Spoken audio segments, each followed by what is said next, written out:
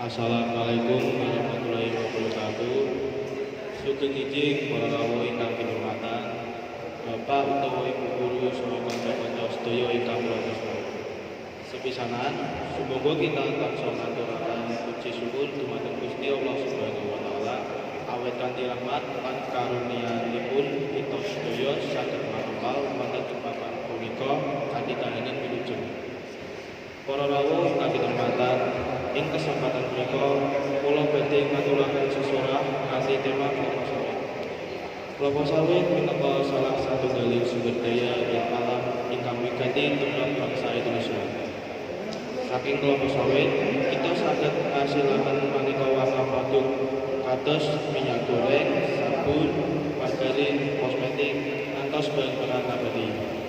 Kajawi punika, perkebunan kelapa sawit ugi marang paedah ageng tumrap perekonomian masyarakat. Wonten tiyang ingkang pikantuk pakaryan saking sektor perkebunan sawit, saéngga saged nambah penghasilan lan ningkataken kesejahteraan keluarga.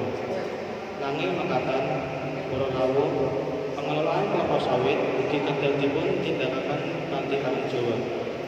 Kita kedah reksa lingkungan boten rusak alas lan tansah nindakaken kelestarian alam. Pembangunan ingkang sae punika pembangunan ingkang saged njaga keseimbangan antawis manfaat ekonomi lan kelestarian lingkungan. Mila saking punika sumangga kita sedaya bebarengan dengan pengelolaan kelapa sawit ingkang lestari, adil lan mitulungi tumrap generasi sapunika saha generasi ingkang badhe rawuh.